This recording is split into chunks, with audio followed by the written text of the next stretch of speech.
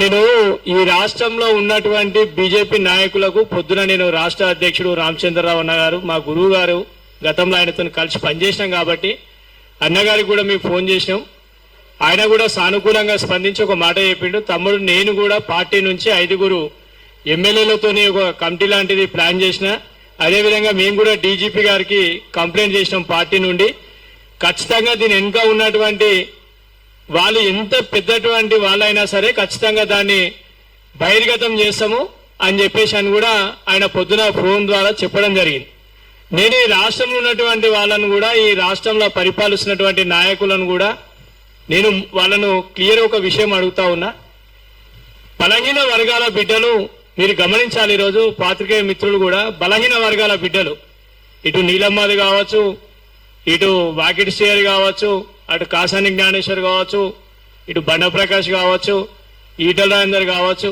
ఈటల రాజేందర్ అన్న ఒక 7 సార్లు ఎమ్మెల్యే చేసిండు, 2 సార్లు క్యాబినెట్ రాష్ట్ర మంత్రిగా 2 సార్లు పనిచేసిండు.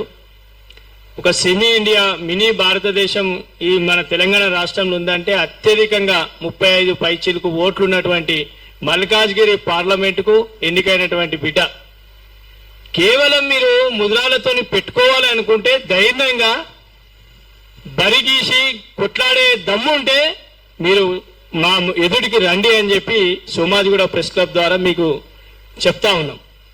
అంతేగాని దొంగచాటుగా ఏదో ముసుగు కప్పుకొని బ్యానర్లు పెట్టి ఆ బ్యానర్ల ద్వారా ఈటల రాజేందర్ గారి పరపతిని ఏదో దించేస్తాం, ఈటల రాజేందర్ గారిని ఏదో చేస్తామంటే సముద్రంలో ఈరోజు ఒక అంశ ఏవైతే పాలను నీళ్లను వేరు చేస్తుందో ఈటల రాజేందర్ నైజాం కూడా అలాంటిదే అని చెప్పి ఈటల రాజేందర్ బలహీన వర్గాలకు ఒక నాయకుడు.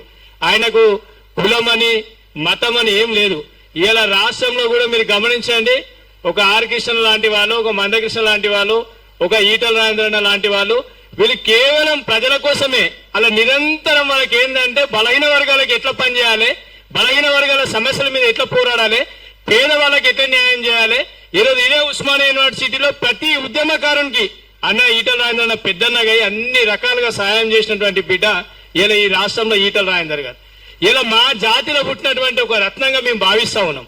ఈటల రాజేందర్ గారు ఎన్నో వేళల 24 గంటలు ఒక 108 అంబులెన్స్ కు ఫోన్ చేస్తే ఎట్లా రెస్పాన్స్ వస్తుందో ఈటల రాజేందర్కి ఎవరు సాధారణ వ్యక్తి ఫోన్ చేసినా ఫోన్ తీసుకొని తమ్మి చెప్పు అని చెప్పి తన వంతు సహాయ సహకారాలు అందిస్తూ ఈ రాష్ట్రంలో ఏ బిడ్డ తన ఇంటికి పోయినా ఖచ్చితంగా ఒక బ్రహ్మనాయుడు కాలంలో సహపంతి భోజనాలు మనం పుస్తకాలలో చదివినాం. కానీ ఇలా ఈటల రాజేంద్రన్న గారి ఇంటికి పోతే పోయినటువంటి వాళ్ళతో కూడా సహపంతి భోజనాలు చేసి కూర్చొని వీళ్ళందరితో కూడా కలివిడిగా మాట్లాడేటటువంటి నాయకుని మీద ఈరోజు బురదలే ప్రయత్నం చేస్తే తస్మాత్ జాగ్రత్త. ఈ రాష్ట్రంలో 50 లక్షల మంది మేమున్నాం. ఒకసారి మాకు ఎవరు అనేది తెలిసిన తర్వాత చెప్పుల దండేసి ఖచ్చితంగా బట్టలు ఊడదీసి ఊరేగిస్తామని చెప్పి ఈ సోమాజిగూడ ప్రెస్ క్లబ్ ద్వారా మేము మరొకసారి డిమాండ్ చేస్తూ ఈ కార్యక్రమానికి చాలా మంది కూడా మా మిత్రులు చాలా జిల్లాల నుంచి వచ్చారు. చాలా మంది కూడా మైకు వాళ్ళు మాట్లాడడానికి అవకాశం రాలేదు.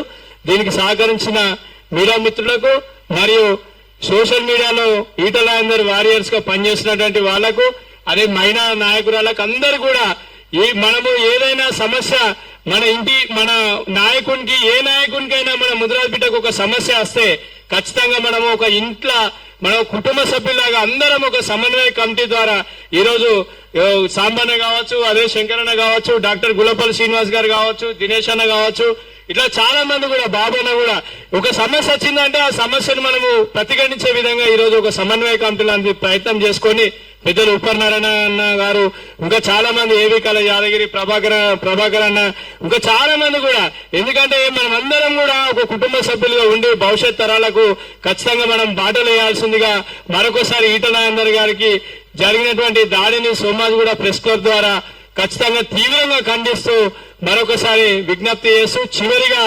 ముదిరాజు రాష్ట్ర సమన్వయ JAC convener doctor Gullapalli Srinivas గారిని మాట్లాడాల్సిందిగా కోరుతాను.